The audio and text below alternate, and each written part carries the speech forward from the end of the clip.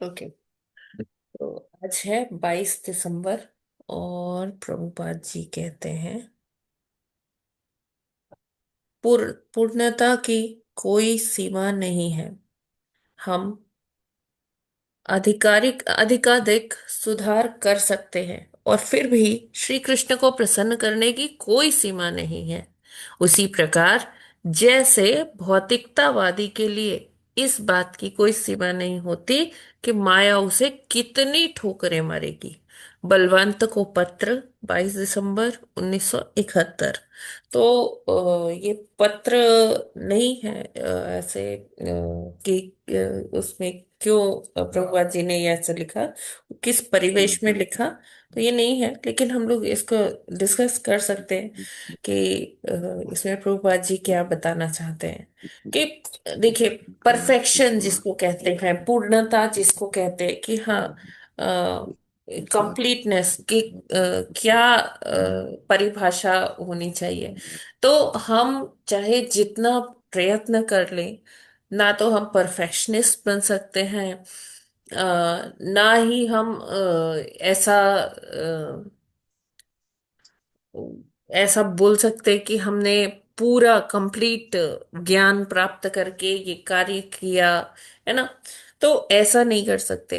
और जब हम बात करते हैं श्री कृष्ण को प्रसन्न करने की, मतलब भौतिक जगत में भी अगर देखिए, तो ऐसा ही होता है कि हम पूरा ज्ञान प्राप्त नहीं कर सकते, या कंप्लीटली कुछ हम हर फील्ड में हम अग्रगण्य नहीं हो सकते, है ना।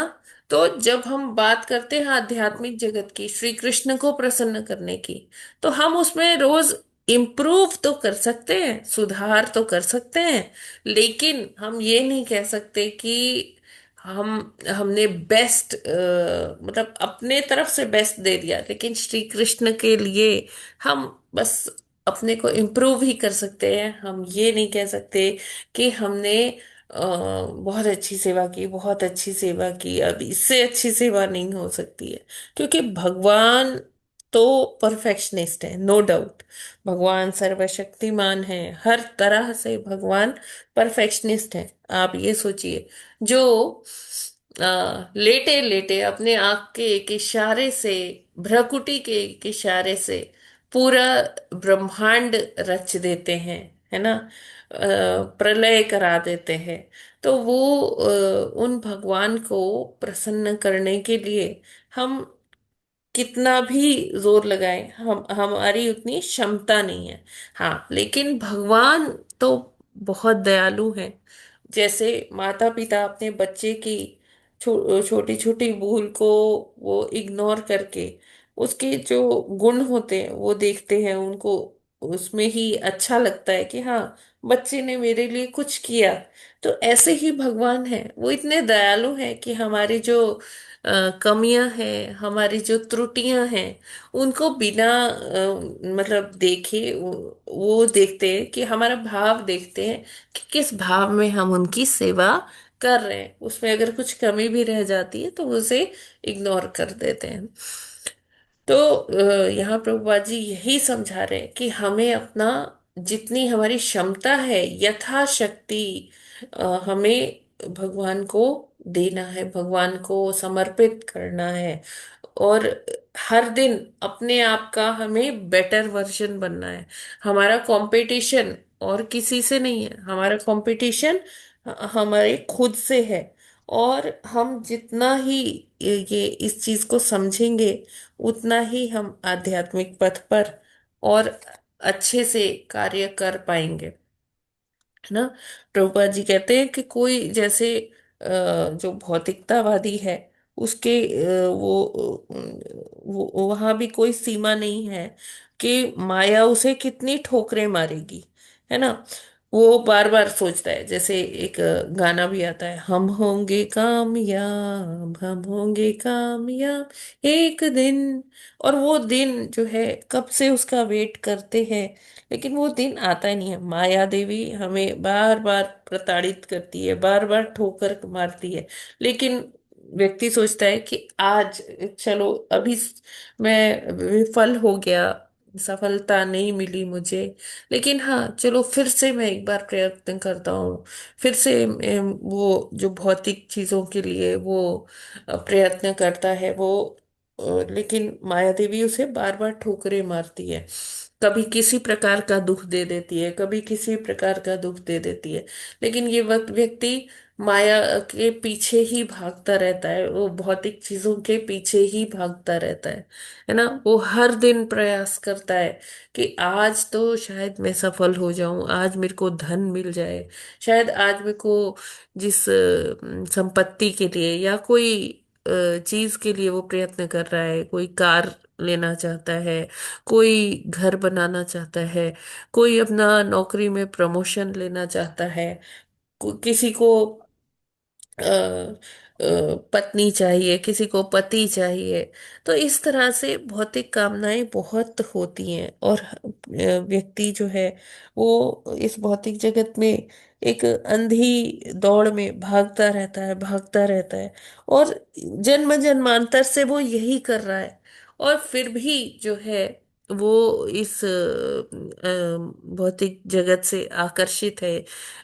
अलग अलग प्रकार के जो माया के अम, जो वो दिखाती है माया अपने आकर्षक चीजें, विषय, तो उसी में अपनी इंद्रियों को वो अ, व्यस्त रखता है। इंद्रियां उन विषयों में हमेशा मगन रहती हैं, और मन विचलित कर देती है उसको पाने के लिए। और व्यक्ति इसी में उलझा रहता है जीवन पर्यंत। वो ऐसे ही दौड़ता भागता रहता है, भूल जाता है कि उसको भगवान का आश्रय भी लेना है। भगवान का आश्रय लिए बिना ना तो कुछ भौतिक जगत में हो सकता है, और आध्यात्मिक तो कुछ भी नहीं हो सकता। तो जैसे व्यक्ति हर दिन माया के प्रति आकर्षित होता है ना, कोई सीमा नहीं रहती कि माया उसे हर दिन प्रताड़ित करती है। तो उसी प्रकार हमें क्या करना चाहिए, अगर जो आध्यात्मिक पथ पर चल रहे हैं, उनको भी हर दिन क्या करना चाहिए कि चाहे जैसे भी हो, उन्हें हर दिन सुधार करना चाहिए। कृष्ण के प्रति हम और अच्छी सेवा कैसे कर सकते हैं, उनको और प्रसन्न हम कैसे कर सकते हैं। तो वहां पर जब हम कृष्ण की प्रसन्नता के लिए कार्य करेंगे, तो उसमें सफलता हमें जरूर मिलेगी। लेकिन जब हम अपनी इंद्रियों की तुष्टि के लिए कार्य करेंगे, भौतिकता में रहेंगे, तो उसमें तो फिर माया देवी हमें ठोकरे मारेगी ही मारेगी। हरे कृष्णा। जगत गुरु श्रील प्रभुपाद की जय। जी, जय।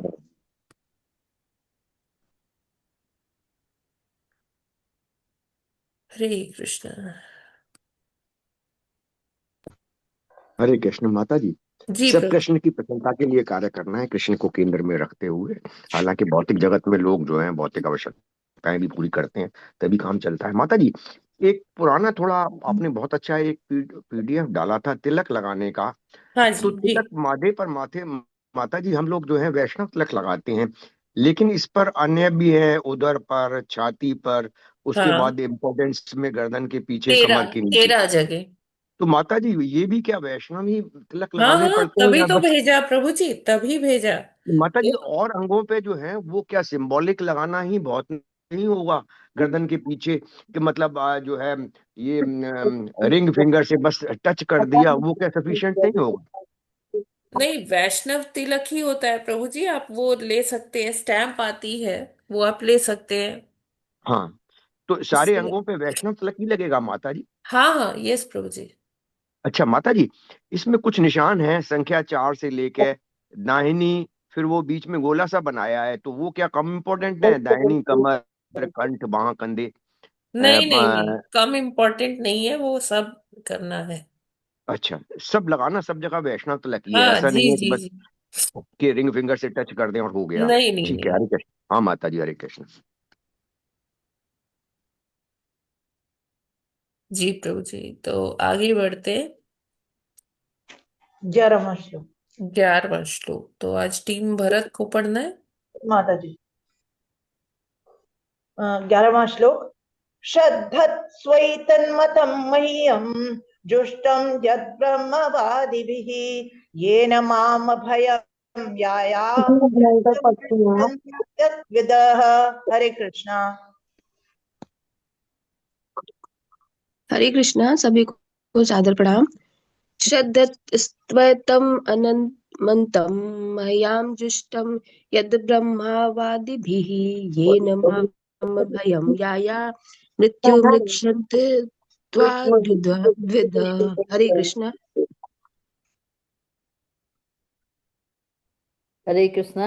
श्रद्धस्वेत श्रद्धस्वेतन्मतं मह्यं इष्टं यद् ब्रह्मवादिभिः येन माम भयं याया मृत्युमृच्छन्त्यत् तत्यद्विदः। हरे कृष्णा। माता जी दंडवत प्रणाम। सभी भक्तों को सादर प्रणाम।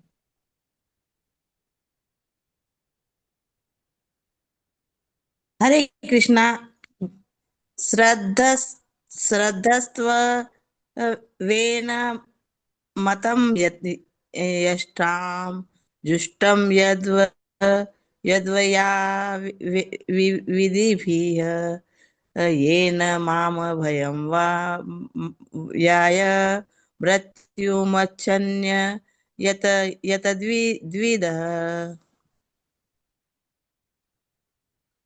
हरे कृष्णा। श्रद्धत्स्व एतत् मतं मर्हां जुष्टं यत् ब्रह्मविदिभः येन मामभयं याया मृत्युमृच्छन्त्य तत्विदः। हरे कृष्णा सभी को। हरे कृष्णा। यस, आगे कौन पढ़ेंगे माता जी? हरे कृष्ण माता जी। लक्ष्मण टीम का है ना, मैं पढ़। नहीं नहीं, हरे अभी कृष्ण। आपने बहुत बड़ा तात्पर्य श्लोक पढ़ा नहीं था। पढ़ा माता जी, अभी श्लोक पढ़ा। नहीं, आप श्लोक दूसरी पढ़ा, टीम में हो श्लोक। ना माता जी? अच्छा, अभी लक्ष्मण टीम का नहीं था। जी, आगे कौन पढ़ेगा? लक्ष्मी टीम का था ना माता जी। नहीं नहीं नहीं। अच्छा, ठीक है। माता जी हम पढ़े, आप कहे तो हाँ, पढ़िए। ठीक है। शब्दार्थ अनुवाद एवं तात्पर्य शील प्रभुपाद जी के द्वारा। शील प्रभुपाद जी की जय। श्रद्धस्व स्व, आप आश्वस्त रहें। एतत् इस विषय में मतम उपदेश मयाम मेरा जुष्टम पालन किया गया। यत जो ब्रह्मवादी भी अध्यात्मवादियों द्वारा येन जिससे माम मुझको अभयम भय रहित या तुम पहुंचोगी मृत्यु को रिक्षन्ति प्राप्त करते हैं अतत्विदा, जो लोग इससे अवगत नहीं हैं। अनुवाद। हे माता, जो लोग वास्तव में अध्यात्मवादी हैं वे निश्चित ही मेरे उपदेशों का पालन करते हैं जो मैंने आपको बताए हैं। आप आश्वस्त रहें। यदि आप इस आत्म साक्षात्कार के मार्ग पर सम्यक रीति से चलेंगी तो आप समस्त भयावह भौतिक कल्मश से मुक्त होकर अंत में मेरे पास पहुंचेंगी। हे माता, जो लोग भक्ति की इस विधि से अवगत नहीं हैं वे जन्म मरण के चक्र से बाहर नहीं निकल सकते। तात्पर्य। यह संसार चिंताओं से पूर्ण है, अतः भयावह है। जो इस संसार से छूट जाता है, माता जी ऊपर कर दीजिए, वह स्वतः सभी चिंताओं तथा भय से मुक्त हो जाता है। जो भगवान कपिल द्वारा प्रतिपादित भक्ति पद का अनुसरण करते हैं वे आसानी से मुक्त हो जाते हैं। जी, हरि बोल। हरे धन्यवाद माता कृष्णा। जी। तो यहाँ पर कपिल देव जी, अब उन्होंने सब जो उन्होंने बताना था अपनी माता जी को उनके उद्धार हेतु, उन्होंने सब बता दिया। अब वो कहते हैं कि मैंने आपको सारा ज्ञान दे दिया, और इस इन उपदेशों के को जो जब आप जैसे फॉलो करेंगी, अंगीकार करेंगी, तो आपको इसमें कोई संदेह नहीं होना चाहिए। सब एकदम आश्वस्त रहिए कि आप आत्म साक्षात्कार के मार्ग पर एकदम आगे बढ़ेंगी, और समय आने पर भगवान को प्राप्त हो जाएंगे, मेरे पास आ जाएंगी, इस तरह से वो कहते हैं। और ये बताते हैं कि जो कोई भी भक्ति की, जो लोग भक्ति की इस विधि से अवगत नहीं है, वे जन्म मरण के चक्र से बाहर नहीं निकल सकते। तो बताते हैं कि ऐसे मतलब हम देखते हैं कि ऐसे बहुत लोग हैं जो अ, ये भगवान के उपदेश को अ, पढ़ने के लिए जिनको मौका ही नहीं है अभी मिलता है, उनको पता ही नहीं है।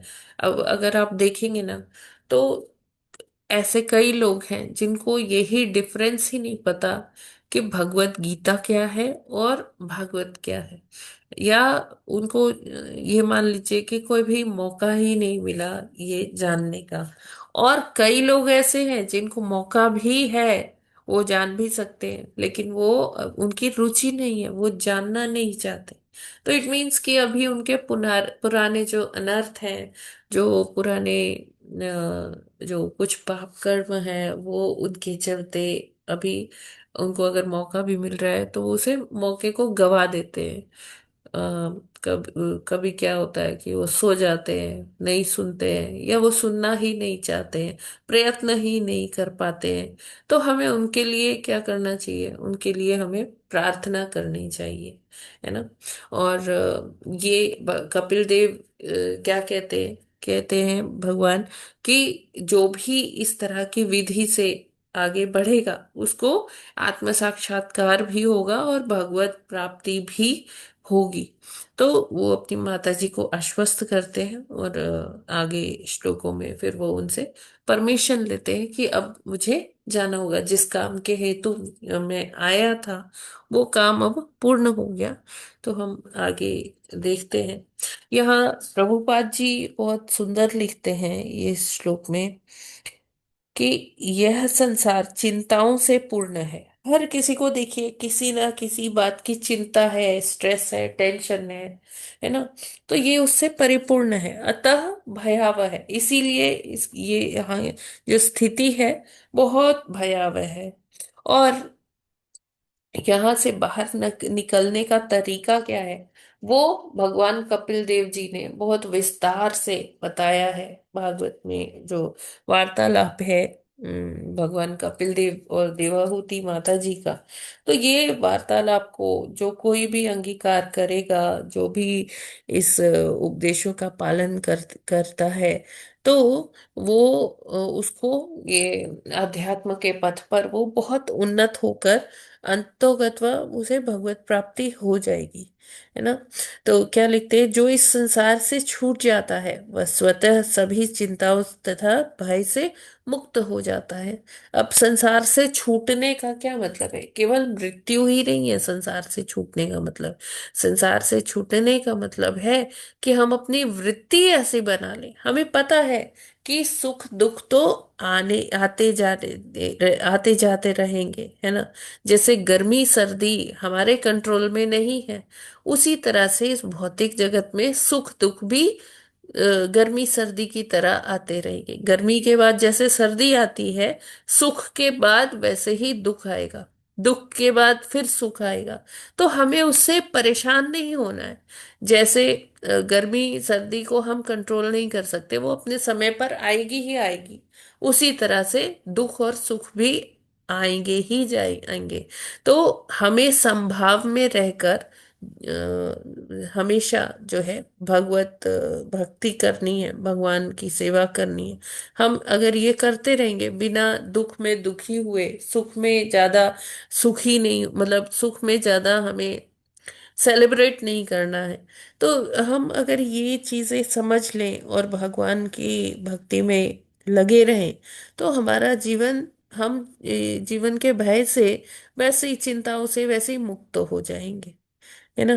तो जो भगवान कपिल द्वारा प्रतिपादित भक्ति पथ का अनुसरण करते हैं, वे आसानी से मुक्त हो जाते हैं। तो कपिल देव जी ने बहुत डिटेल्ड एनालिसिस बताया है। एक एक जो श्लोक है वो अपने आप में, अगर हम वो एक श्लोक को ही फॉलो कर लें, तो ही हमारा जो जीवन है वो भौतिक रूप से तो हमें चिंताओं से मुक्त कर ही देगा, बल्कि आध्यात्मिक जो पथ है उस पे भी हमें बहुत उन्नत कर देगा।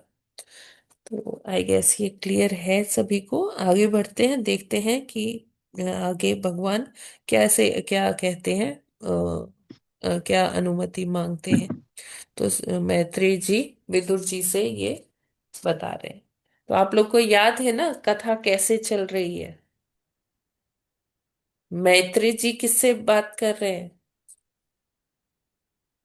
हरे कृष्णा, ये किसका संवाद चल रहा है? मैसेज विदुर से मतलब। हाँ, मैत्रेय जी का विदुर जी से चल रहा है। बीच बीच में मैत्रेय जी बताते हैं कि जब जी मैं जी। वहां शुक्रताल में बैठा था तो सुत गोस्वामी परीक्षित महाराज जी को कथा सुना रहे थे, और वहां सभी देवता और सारे ऋषि मुनि वहीं होते थे। तो वो श्रवण एक करते थे। कथा है, सुखदेव गोस्वामी जी परीक्षित महाराज जी को और अन्य ऋषियों को सुना रहे हैं। फिर ये जो कथा है वो सूत गोस्वामी शौनक आदि ऋषियों को बता रहे हैं कि मैंने सुखदेव गोस्वामी जी के मुख से सुना था कि मैत्रेय मुनि ने विदुर को ये बताया। ठीक है ना? तो तीन कथाएं पैरेलल चल रही हैं यहाँ पे। ठीक है। जी माता जी, जी माता जी। मैत्रेय मुनि जी की विदुर से, सुखदेव जी की परीक्षित से, और तीसरी कौन सी है माता जी? सूत गोस्वामी की शौनक आदि ऋषियों से। तो अच्छा हम माता जी। जो ये पढ़ रहे हैं ये सूत गोस्वामी जी सुना रहे हैं शौनक आदि ऋषियों को। याद करिए जो फर्स्ट कैंटो में शौनक आदि ऋषियों ने ही 6 प्रश्न किए थे ना। तो सूत गोस्वामी जी जी माता जी। बताते हैं। फिर सूत 6 प्रश्न गोस्वामी जी, थे। माता जी एक मिनट, सूत गोस्वामी जी जो है वो बोलते हैं कि ये कथा मैंने कहाँ सुनी? सुखदेव गोस्वामी जी से सुनी, जो वो परीक्षित महाराज जी को सुना रहे थे। और उसमें सुखदेव गोस्वामी जी वर्णन करते हैं कि मैत्रेय मुनि और विदुर जी का संवाद। ठीक है। तो हाँ ये माता जी, अगर जी याद तीन जी रहेगा तो माता ठीक जी। है। तीन कथाएं पैरेलल में चल रही है, इसको आपको हमेशा याद रखना चाहिए। जी माता जी। Yes, team Bharat, team Lakshman. Hare Krishna. Maitreya उवाच इति प्रदर्श्य भगवान् सत्मात्मनो गतिम् स्वमात्रा वादिन्या कपिलो अनुमतो ययो। हरे कृष्ण। हरे कृष्णा। मैत्रेयोवाच इति प्रदर्श्य भगवान् सतीं गतिम् स्वमात्रा ब्रह्मवादिन्या कपिलो अनुमतो अयो। हरे कृष्णा। हरे हरे कृष्ण। कृष्णा। अतिप्रदर्श्य भगवान् सतीं तामात्मनो गतिं स्वमात्रा ब्रह्मवादिन्या कपिलो नुमतो ययो। हरे कृष्णा। हरे कृष्णा, हरे सभी को धन्यवाद। कृष्ण। मैत्रेयी इति प्रदर्श्य भगवान् सतीं तामात्मनो गतिम् स्वमात्रा ब्रह्मवादिन्या कपिलो अनुमतो ययो। हरे कृष्ण। माता हरे जी सभी को दंडवत प्रणाम। कृष्णा। इति प्रदर्शय भगवान् सतीं तामात्मनो गतिं स्वमात्रमवादिन्या कपिलो हनुमतो ययो। हरे कृष्णा, सभी को धन्यवाद प्रणाम।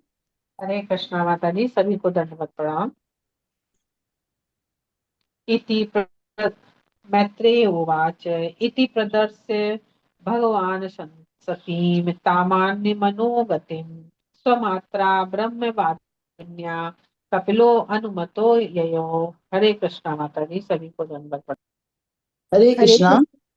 मैत्रेय उवाच इति प्रदर्श्य भगवान् सतीं तामात्मनो गतिं स्वमात्रा ब्रह्मवादिन्या कपिलो अनुमतो ययो। हरे कृष्णा। सभी भक्तों को दंडवत प्रणाम। माता जी दंडवत प्रणाम। हरे हरे कृष्ण। कृष्ण। मैत्रेय उवाच इति प्रदर्श्य भगवान् सतीं तमात्मनो गतिं स्वमात्रा ब्रह्मवादिन्या कपिलो अनुमतो ययोः। हरे कृष्णा माता जी, हरे सभी को दंड प्रणाम।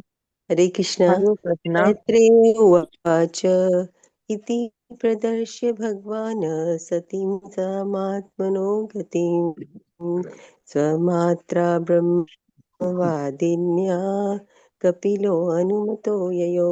हरे कृष्ण। हरे कृष्ण।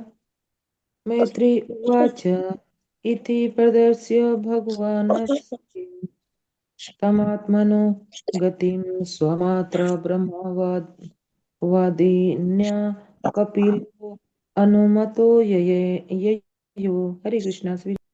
हरे कृष्णा। मैत्री उवाच इति प्रदर्श्य भगवान् सतीं तम आत्मनो गतिं स्वमात्रा ब्रह्मवदिन्या कपिल अन्मतो वयो ययो। हरे कृष्णा। सभी को दंडवत प्रणाम।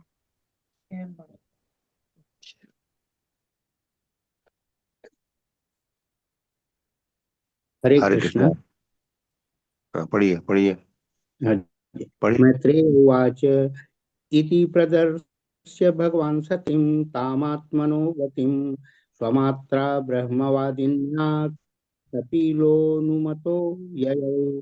हरे कृष्णा। दंडवत प्रणाम आप सबको। हरे कृष्ण। मैत्रेय वाच इति प्रदर्श्य भगवान् भगवान् सतीं मां तामात्मनो गतिं स्वमात्रा ब्रह्म वादिन्या कपिलो मतो ययो।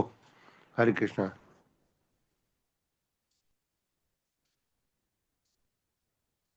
Yes. पढ़िए, कौन पढ़ना चाहता है? पढ़े माता राजेश्वरी। जी। हाँ जी माता जी, पढ़िए। हरे कृष्ण। शब्दार्थ अनुवाद और तात्पर्य श्रील प्रभुपाद जी के द्वारा। श्रील प्रभुपाद जी की जय। मैत्रेय उवाच, मैत्रेय ने कहा, इति इस प्रकार, प्रदर्श्य उपदेश देकर, भगवान भगवान सतीम आदरणीया आदरणीय को, ताम उस, आत्मनः आत्म साक्षात्कार का, गतिम पथ, स्वमात्रा अपनी माता से, ब्रह्म वादिन्या स्वरूप सिद्धि, कपिलः भगवान कपिल के, अनुमतः आज्ञा ली, ययो चला गया। श्री मैत्रेय ने कहा, अपनी ममतामयी माता को उपदेश देकर भगवान कपिल ने उससे आज्ञा मांगी और अपना लक्ष्य पूरा हो जाने के कारण उन्होंने अपना घर छोड़ दिया। तात्पर्य, कपिल के रूप में भगवान के प्रकट होने का लक्ष्य सांख्य दर्शन के दिव्य ध्यान को वितरित करना था, जो भक्ति से पूर्ण है। अपनी माता को अपनी माता के माध्यम से सारे संसार को यह ज्ञान देकर उन्होंने अपनी माता से अनुमति मांगी और चले गए, क्योंकि फिर घर पर और अधिक रुकने की आवश्यकता न थी। स्पष्ट है कि उन्होंने आत्मबोध के लिए गृह त्याग किया। यद्यपि स्वरूप सिद्ध होने के कारण उन्हें आध्यात्मिक दृष्टि से कुछ भी अनुभव करने के लिए शेष नहीं था, अतः भगवान ने सामान्य व्यक्ति की भांति आचरण करते हुए यह उदाहरण प्रस्तुत किया है, जिससे कि अन्य लोग उनसे शिक्षा ग्रहण करें। निसंदेह वे अपनी माता के पास रह सकते थे, किंतु उन्होंने बताया कि परिवार में उनके रहने की कोई आवश्यकता नहीं है। सबसे अच्छा ब्रह्मचारी, सन्यासी या वानप्रस्थ बनकर अकेले रह जाए और माता जी ऊपर कर दीजिए, और जीवन भर कृष्ण चेतना। कहाँ चले, और जीवन अभी भर कृष्ण चेतना का अनुशीलन किया जाए। जो लोग अकेले नहीं रह सकते, उन्हें गृहस्थ जीवन में अपनी पत्नी अपने तथा बच्चों के पत्नी साथ बच्चों के साथ रहने की छूट है, जो इंद्रिय तृप्ति के लिए नहीं अपितु कृष्ण चेतना के अनुशीलन के लिए दी जाती है। हरे कृष्णा, सभी को दंडवत हरे प्रणाम। कृष्णा। धन्यवाद माता जी। तो यहाँ पर कपिल देव भगवान जी अपनी माता जी को सारा ज्ञान, देखिए प्रभुपाद जी लिखते हैं, अपनी माता को और माता के माध्यम से सबको वो ज्ञान उन्होंने भगवान ने दिया। तो भगवान का ये जो अवतार है, कपिल देव जी के रूप में जो भगवान अवतरित हुए, लक्ष्य ही उनका था कि ये ज्ञान संसार को बांटना, संसार को बताना कि उनके लिए क्या सही है, क्या गलत है, कैसे वो, देखिए उन्होंने ये सब डिस्कस किया कि जो धार्मिक कार्य करते हैं तो उनका क्या प्रभाव पड़ता है, जो विपरीत कर्म करते हैं उसका क्या प्रभाव पड़ता है। तो उन्होंने अलग अलग सब्जेक्ट्स पर अपना जो है दृष्टिकोण बताए कि कैसे व्यक्ति इस भवसागर से निकल सकता है। तो अब जिसके लिए उन्होंने अवतार लिया था, वो लक्ष्य उनका पूरा हुआ। तो वो चले जाते हैं वन को अपना, जिसको मतलब ऐसे भगवान को तो स्वरूप सिद्ध होने की कोई जरूरत नहीं है, वो तो अपने आप में परिपूर्ण है। लेकिन फिर भी लोगों को ये बताने के लिए कि हाँ, जब आपका कार्य घर पे पूरा हो जाए तो आपको अपने स्वरूप सिद्धि के लिए जाना चाहिए, निकलना चाहिए, घर से बाहर जाना चाहिए। तो उन्होंने ये बताने के लिए कि ऐसा करना चाहिए, उन्होंने गृह का त्याग कर दिया और वो वहां से चले गए, है ना। तो जैसे भगवान भगवत गीता में भी कहते हैं कि जो लोग मतलब सेलिब्रिटीज हैं, जो महापुरुष हैं, वो जो करते हैं उनके लोग अनुकरण, मतलब उनका लोग फॉलो करते हैं, उनके पद चिन्हों पर चलते हैं, है ना, अनुसरण करते हैं उनका।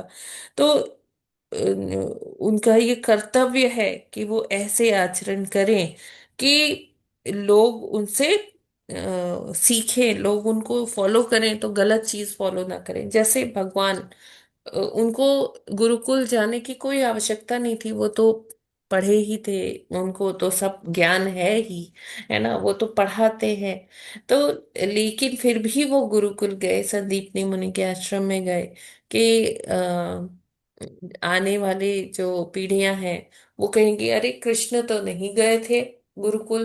तो इसलिए उन्होंने गुरुकुल भी जाना स्वीकार किया, उन्होंने सारे वो कार्य किए जो एक साधारण मनुष्य को करने चाहिए। ऐसे ही श्री रामचंद्र जी का जो चरित्र पढ़ते उसमें भी उन्होंने सारे कार्य किए।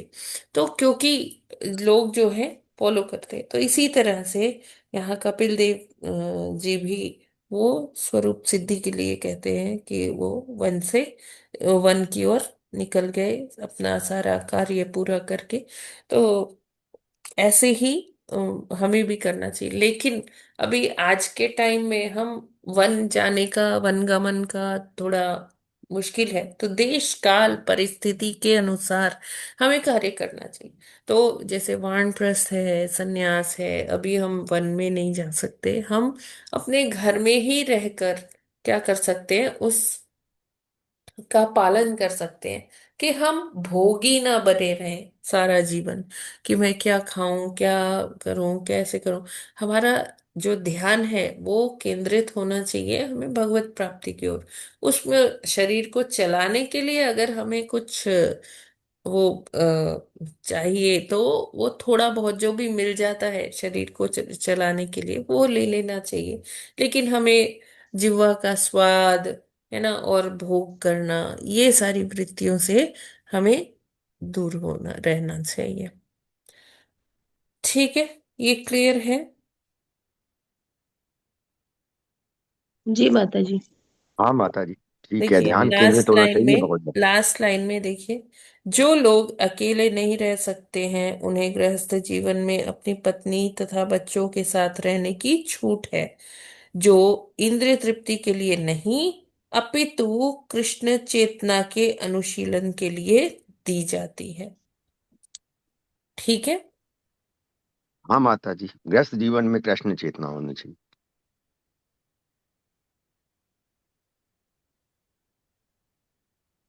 तो नेक्स्ट देखते हैं।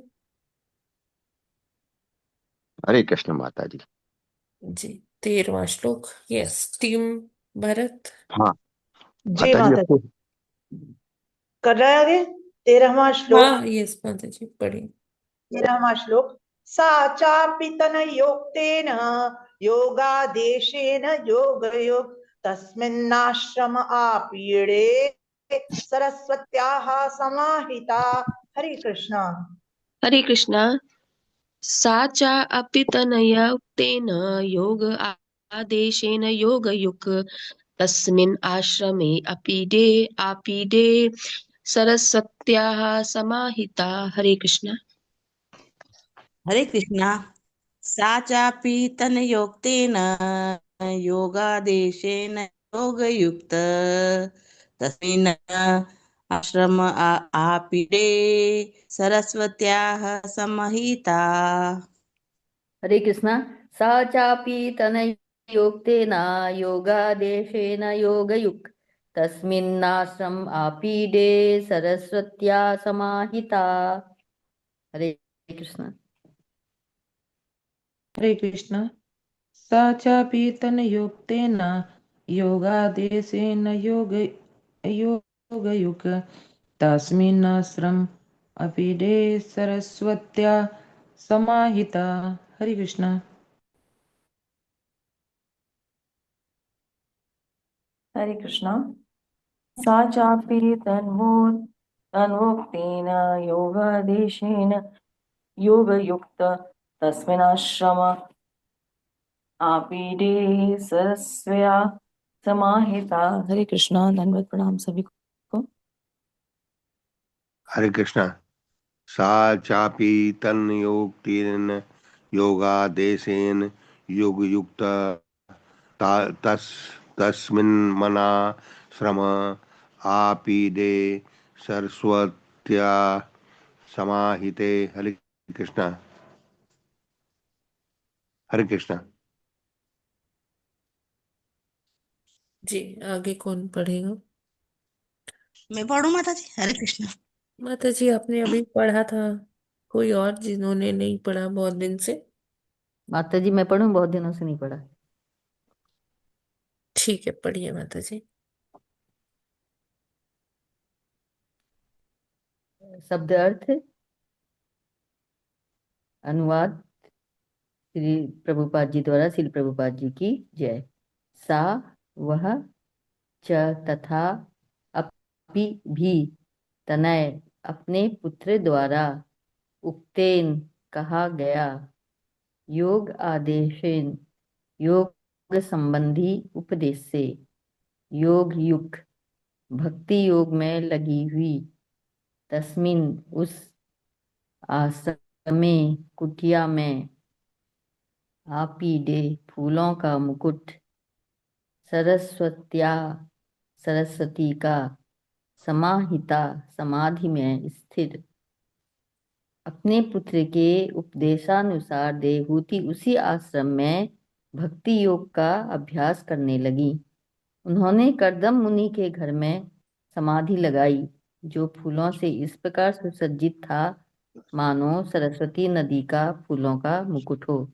तात्पर्य श्रील प्रभुपाद जी द्वारा। श्रील प्रभुपाद जी की जय। देवहूति ने अपना घर नहीं छोड़ा, क्योंकि स्त्री के लिए घर छोड़ने की कभी भी संस्तुति नहीं की जाती, वह पराश्रित होती है।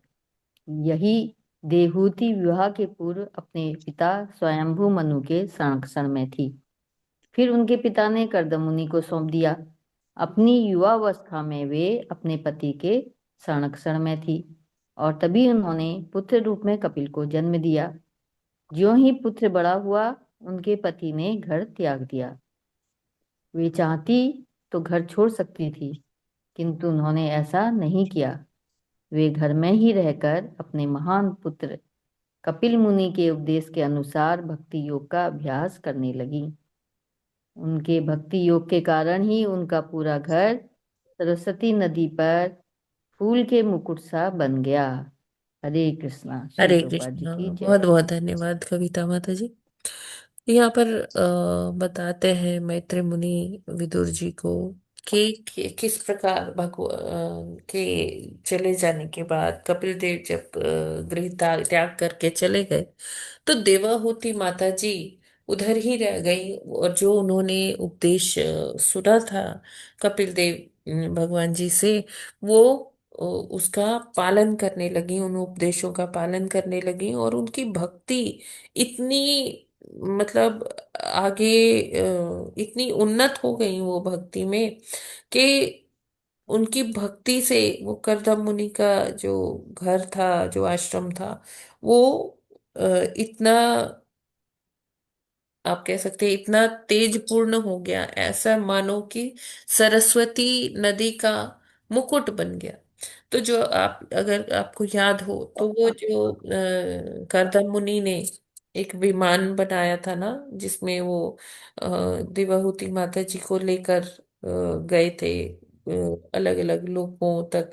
तो वो ही समझ लीजिए, वो ही विमान जो था एक घर के ही रूप में था, वो ही जो है वो सरस्वती नदी के तट पर वो था। तो ऐसे इसीलिए, और उसमें बहुत सारे फूल अलग अलग भांति भांति के इतने सुंदर लगते थे, और वो फूल ऐसे कैसे खिल रहे हैं, वो देवाहुति माता जी की भक्ति से वो पूरा जो वातावरण है वो इतना सुंदर है, ऐसे लग रहा है मानो सरस्वती नदी का फूलों का मुकुट हो। ठीक है। तो यहाँ पर प्रभुपाद जी एक और बात बताते हैं कि स्त्रियों के लिए घर छोड़ना या संन्यास लेना, ऐसा कोई शास्त्रों में कोई रेकमेंडेशन नहीं है। उनको हमेशा घर में ही रहना चाहिए, और वो हमेशा किसी जो पुरुष है उनके संरक्षण में रहना चाहिए। जैसे कि बालपन में वो अपने पिता मनु महाराज जी के संरक्षण में थी, फिर मनु महाराज जी ने उनका विवाह संपन्न करवाया करदम मुनि से, तो युवावस्था उनकी करदम मुनि के साथ उन्होंने का सहयोग किया। और फिर उसके बाद जब करदम मुनि और उनका संतानें हुई, 9 पुत्रियां हुई और एक पुत्र, तो 9 पुत्रियों का विवाह हो गया। और करदम मुनि ने इच्छा की कि अब वो संन्यास के लिए जाना चाहते हैं, तो उन्होंने उनको बोला कि अभी वो अकेले कैसे रहेंगे। तो उनको एक मतलब पुत्र की आशा थी। तो करदम मुनि ने फिर रुक गए, तब नहीं गए। और जब पुत्र बड़ा हो गया, तो ये पुत्र कौन थे? कपिल देव भगवान जी।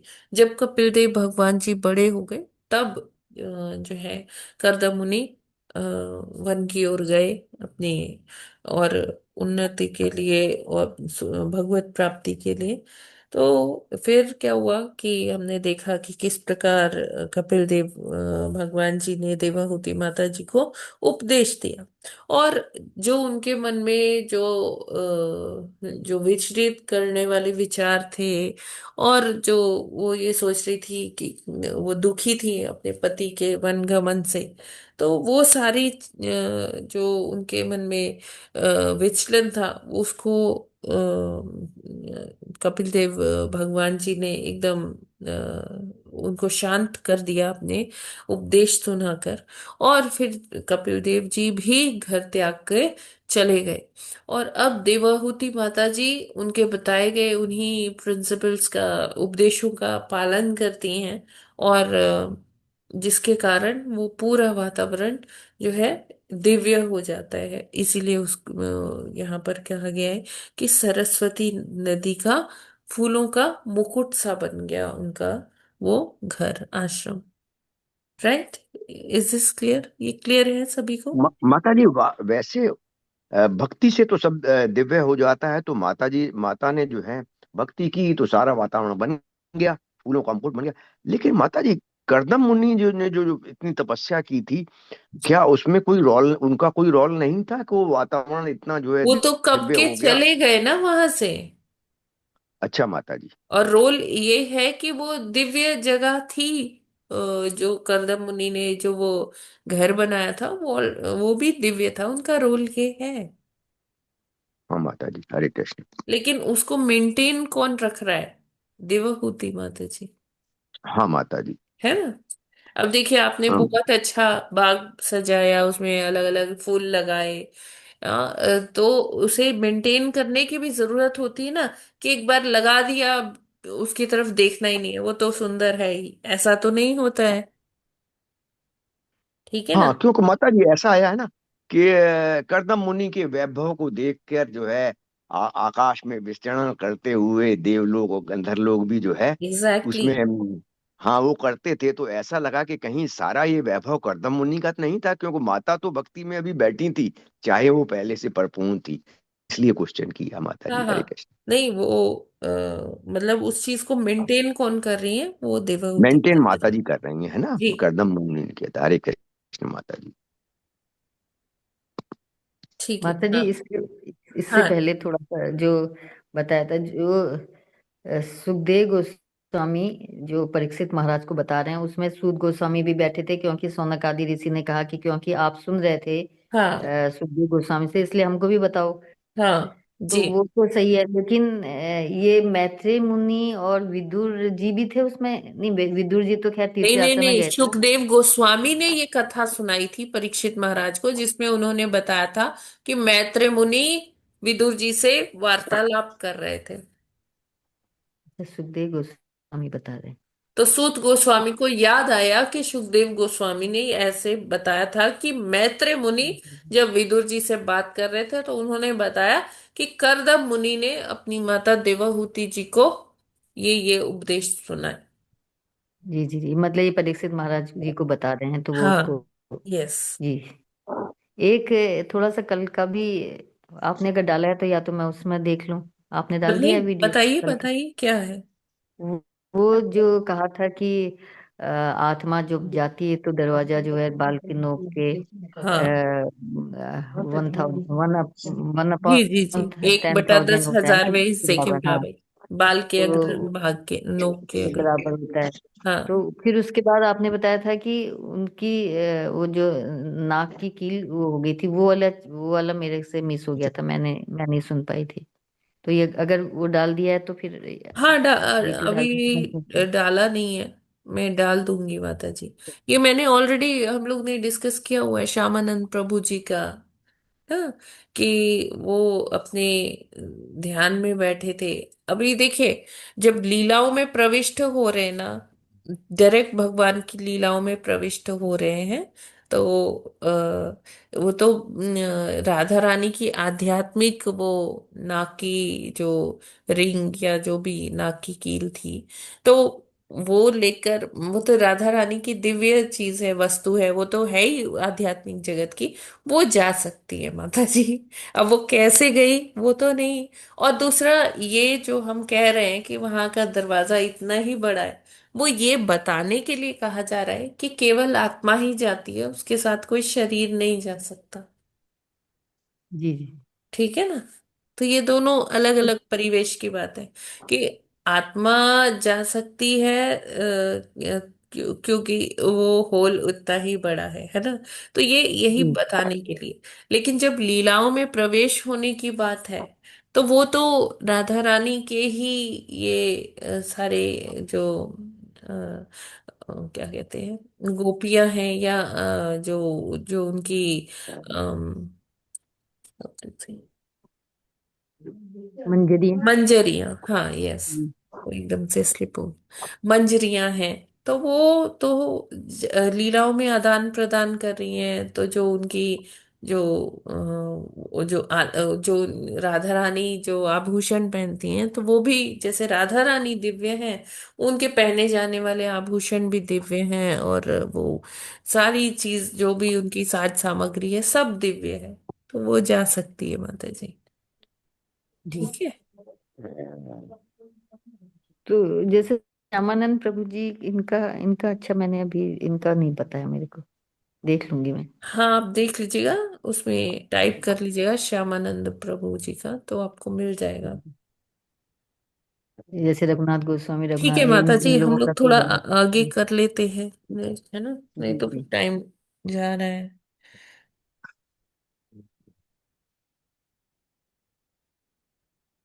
हरे कृष्ण माता जी, अगला करें क्या? हाँ, कर लेते हैं, हो जाएगा।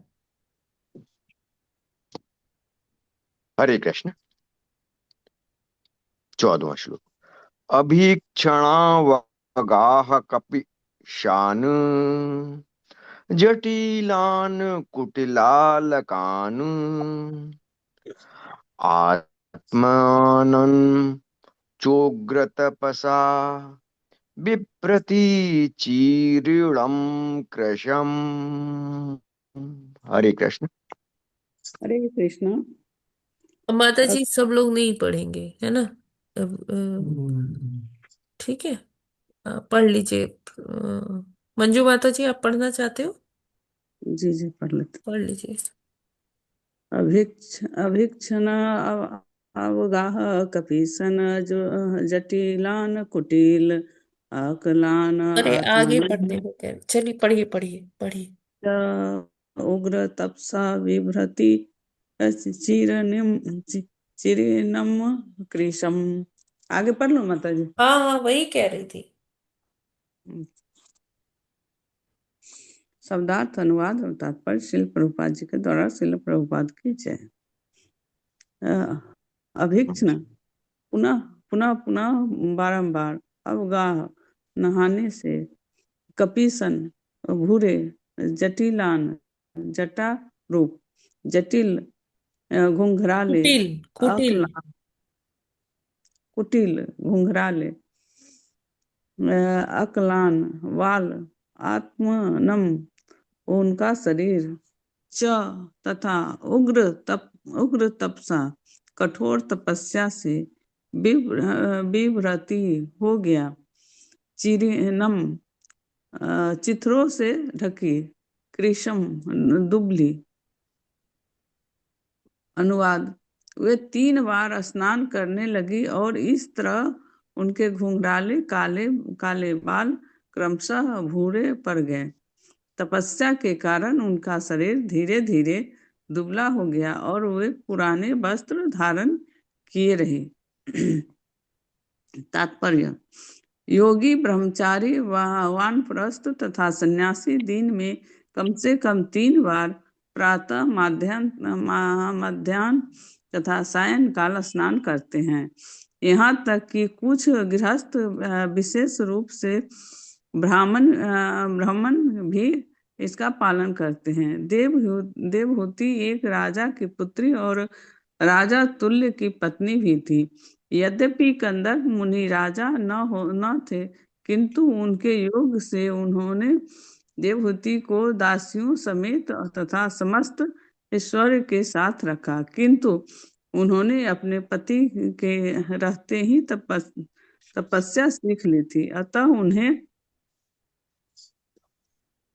उन्हें संयम बरतने में कोई कठिनाई नहीं हुई। फिर भी अपने पति तथा पुत्र के चले जाने के बाद उन्हें कठिन तपस्या करनी पड़ी, जिससे वे दुर्बल हो गए। आध्यात्मिक जीवन में अधिक मोटा होना अच्छा नहीं है, अपितु मनुष्य को दुर्बल होना चाहिए, क्योंकि मोटा होने पर आध्यात्मिक ज्ञान की प्रगति में बाधा पहुंचती है। मनुष्य को न तो अधिक खाना चाहिए, न अधिक सोना चाहिए और न अधिक आराम करना चाहिए। ऐच्छिक रूप से मनुष्य को कम भोजन करना चाहिए तथा कम सोना चाहिए। यही किसी योग के साधन की विद्या है, चाहे वह भक्ति योग हो, ज्ञान योग या हठ योग। हरे कृष्णा माता जी धन्यवाद। हरे कृष्णा। थैंक यू मंजू माता जी। तो यहाँ पर यही, ये हमने पहले भी कई बार पढ़ा है कि हमें संयम रखना चाहिए, प्रत्याहार करना चाहिए, कम खाना चाहिए, कम बोलना चाहिए, कम सोना चाहिए। तो इस तरह से जब हम इस शरीर रूपी साधन को केवल और केवल भगवान की भक्ति में ही लगा देंगे, रमा देंगे। क्योंकि देखिए वानप्रस्थ जब हो गया तो उसके बाद यही है कि हम तैयारी कर रहे हैं एक तरह से ये भगवत धाम जाने की, प्राप्ति की, भगवान का प्रेम पाने की। तो जब हम वो तैयारी कर रहे हैं तो ये वही है कि हमें संयम से रहना होगा, जिसमें हमें तपस्या वाला जीवन जीना होगा। कि कम से कम 3 बार कहा गया है कि वैष्णवों को नहाना चाहिए, है ना। जितनी बार भी आप, जैसे त्रिसंध्या होती है, 3 बार दिन में भगवान की पूजा का विधान है। तो जब जब हम भगवान की पूजा करें या भगवान को भोग लगाएं, भोग इवन बनाना भी हो, तब भी हमें स्नान करना चाहिए। तो ऐसे बताया गया है कि संस्तुति यही है कि एटलीस्ट 3 बार नहाना चाहिए। और उसके बाद जो है हम भगवान की सेवा करें उस तरह से। तो ये सब कठिन तपस्या के कारण देवहूति माता जी का शरीर एकदम दुबला हो गया, उनके बाल भी भूरे पड़ गए। तो ये सारी चीजें हैं कि ये तपस्या के लिए। अभी क्या है कि वो सौंदर्य प्रसाधन वगैरह ये सब क्या है, टाइम वेस्ट करने वाली चीज है। उससे क्या कर रहे हैं, हम अपने शरीर को ही चमका रहे हैं। तो एक टाइम के बाद हमें ये सब पर ज्यादा नहीं देना चाहिए उसे इम्पोर्टेंस। हाँ, लेकिन जैसे प्रभुपाद जी बोलते हैं कि जब हम प्रचार के लिए निकलें, तो प्रचार के लिए जब हम जाते हैं किसी के सामने, हमें कुछ बोलना होता है कभी, तो वो सामने वाला हमारी बात कब सुनेगा, जब हम ठीक से समाज में जैसे वो है उसी तरह से हम अच्छे से तैयार होके जाए। ज्यादा हमें वो सौंदर्य प्रसाधन, कॉस्मेटिक लुक की जरूरत नहीं है। लेकिन हमारे कपड़े अच्छे से आयन होने चाहिए, अच्छे साफ कपड़े पहनने चाहिए। और तब जाके हम प्रचार करेंगे, लोग हमारी बात सुनेंगे कि हाँ ठीक है, ये माता जी कुछ कह रही है, प्रभु जी कुछ कह रहे हैं।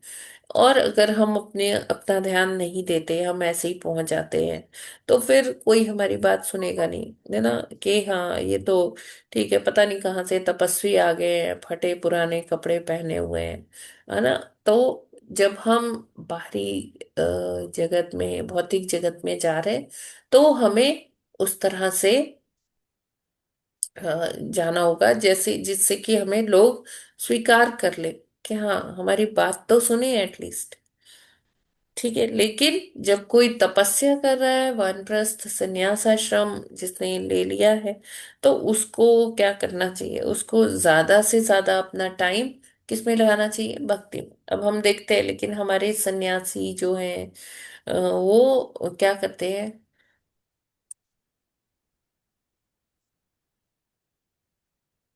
वो लोग जैसे बताते हैं कि क्या करना चाहिए क्या नहीं करना चाहिए, है ना। तो वो लोग भी जाते हैं। तो ऐसा नहीं है कि वो बड़े बढ़िया बढ़िया सिल्क के कपड़े पहन के जा रहे हैं। नहीं, वो अपना ही ड्रेस पहनते हैं, सैफरन जो गेरुआ रंग के होते हैं कपड़े। लेकिन वो भी जब वो आप पब्लिकली कहीं एड्रेस करने जा रहे हैं, तो वो भी हम देखते हैं महाराज लोग बहुत क्लीन और आयरन, मतलब अच्छे से प्रेस किए हुए कपड़े पहनते हैं, है ना। तो लोग लोग की स्वीकार्यता चाहिए, लोग हमारी बात सुने। तो इस तरह से हमें अपने आप को प्रस्तुत करना चाहिए। लेकिन जो जैसे अब देवाहूति माता जी है, वो क्या है, केवल अपने आश्रम में है, बस अब उनको स्वरूप सिद्धि वो कैसे कर रही है, क्या कर रही है, तो इससे नहीं, वो मतलब अभी उनके वो कपड़े जो हैं वो फट गए हैं, उनकी साड़ी जो है फट गई है। क्यों? क्योंकि वो कहीं बाहर नहीं जा रही, कहीं लेक्चर देने नहीं जा रही, किसी से मिलने नहीं जा रही, प्रचार करने नहीं जा रही। घर में ही वो कड़ी तपस्या का पालन कर रही हैं। तो इसलिए अभी वो कोई और कार्य जो भौतिक रूप से लगता है, वो वैसे कोई कार्य नहीं कर रही हैं। वो अपने सौंदर्य प्रसाधन के लिए कोई एक्स्ट्रा मेकअप ये सब कुछ भी नहीं। और इवन उनकी जो साड़ी है वो फट गई है, और उनके बाल जो हैं वो भूरे से हो गए हैं। तो ये सारा चीज यहाँ बता रहे हैं, क्योंकि देवाहूति माता जी ने जो उपदेश सुने कपिल देव भगवान जी से, वो उनका पालन कर रही हैं। ठीक है, तो प्रभुपाद जी लिखते हैं कि मनुष्य को प्रत्याहार करना चाहिए, कम खाना चाहिए, कम सोना चाहिए। ये ही किसी योग के साधन की विधियां हैं, चाहे वो कैसा भी योग क्यों ना हो। हरे कृष्णा। जगत गुरु श्रील प्रभुपाद की जय। जय। हरे कृष्ण माता जी। कम खाना चाहिए, कम सोना चाहिए और भक्ति करनी चाहिए। 3 बार भक्ति पूजा का प्रावधान है और 3 बार नहाने का है। तो माता जी इनका जैसे देवहूति थी तो घर पे रह के किया तो कोई बात नहीं, शरीर की चिंता नहीं की, परंतु यदि बाहर जाना है तो सच धज के जैसे जाते हैं लोग। माता जी इसी से ही रिलेटेड है, थोड़ा सा मेरा कंटिन्यूएशन है क्वेश्चन का। जी जी 3 बार स्नान का प्रोविजन है। अब मैंने तिलक की बात की थी, तो जो तिलक लगता है माता जी, जी जी। तो 3 बार स्नान का है प्रोविजन। तो फिर ये तिलक सुबह लगाया हुआ कब तक लगा नहीं रहेगा? नहीं और नहीं, दूसरा तो आप क्वेश्चन, जितनी बार स्नान करेंगे उतनी बार आपको तिलक लगाना है। अच्छा माता जी दूसरी चीज ये है कि रात में जैसे सोते हैं लोग, 11 बजे सोए, तो तिलक लगे रहेंगे सारे ये? हाँ, लगे रहेंगे, कोई दिक्कत नहीं है। अच्छा माता जी ठीक है, हरे कृष्ण। ठीक है माता जी। ये किसी और का कोई प्रश्न है क्या? हरे कृष्णा माता जी, लेकिन मैंने कहीं पढ़ा था कि तिलक हटा देना चाहिए रात में सोते समय। ऐसा कहीं कुछ सुना नहीं है, है माता पढ़ा जी। है? नहीं नहीं, नहीं है? अच्छा, ठीक है लगा माता के जी, सो धन्यवाद। सकते हैं। जी जी, अच्छा। मैंने कहीं सुना है, पढ़ा था, इसलिए पूछा। जी हरे कृष्ण, धन्यवाद जी। माता जी, ठीक हरे है। कृष्णा। मतलब श्री उसमें हरि। ऐसा कुछ हार्ड एंड फास्ट नहीं है कि लगा है तो अब आप उसको मिटा रहे हैं। वो लगा रह दीजिए, जैसे मान लीजिए आपने शाम को लगाया तो रात तक तो हल्का पड़ ही जाता है। आप सोते समय तो लगाओगे नहीं, है ना? ऐसा नहीं है कि लगा से हम है लोग तो आप वो उसे उतारिए, वो अपने वगैरह आप करते धीरे हैं। धीरे हो जाएगा। नहीं, जैसे अपन रात साफ हो ही जाता है ना वो। हाँ। ठीक है, किसी और का कोई प्रश्न? गृहस्थों को शायद हटाना चाहिए माता जी। देखिए वही कह रही हूँ ना प्रभु जी कि हटाना तो जैसे आपने शाम की संध्या के बाद लगाया तो वो हल्का पड़ जाता है ना, वो अपने आप ही चला जाता है। जी ठीक है। आगे, हाँ कल जो लोग दीक्षा के लिए प्रयास कर रहे हैं, तो उनका उनके लिए मैंने एक फॉर्म भेजा था, फॉर्म नहीं मतलब वो एक फॉर्मेट भेजा था, जिसमें था वो हियरिंग रीडिंग चैंटिंग वाले वो हेड्स थे। तो आप उसको चाहे जो लोग एक्सेल शीट में बनाकर भेजना चाहते हैं वो वैसे बना सकते हैं, और जो ऐसे लिखकर ही साधारण बस अपने मोबाइल में ही लिखकर भेजना चाहते हैं वो डेली के डेली वो शेयर कर सकते हैं। तो जैसे आपको लगता है आप कर सकते हैं, जो लोग दीक्षा के लिए इच्छुक हैं उनके लिए। हरे कृष्ण। ठीक है, फिर हम लोग यहीं पर क्लोज करें। हरे कृष्णा। जी जी माता जी। माता जी ग्रंथराज श्रीमद् भागवतम की जय। की जय जय। श्रील प्रभुपाद की जय। की नवाचार्य जय। हरिदास ठाकुर की जय। अनंत जय कोटि वैष्णव भक्त वृंद की जय। जय। वाञ्छा कल्पतरुभ्यश्च सिन्धुभ्यैव च पतितनां पावनेभ्यो मैं भी वैष्णवेभ्यो हूँ, मैं भी नमो हूँ। नमः। जय गुरुदेव, जय हरे कृष्ण जी, हरे कृष्ण माता जी, सभी को दंडवत प्रणाम माता जी। हरे कृष्ण माता जी, दंडवत आप प्रणाम। सभी को सभी मेरा भक्तों सादर को प्रणाम। प्रणाम। हरे कृष्णा। जी धन्यवाद। हरे कृष्णा माता जी, दंडवत प्रणाम, सादर प्रणाम। सभी भक्तों को पंचांग प्रणाम। हरे कृष्णा हरे माता जी, कृष्णा। दंडवत हरे प्रणाम। कृष्ण माता जी।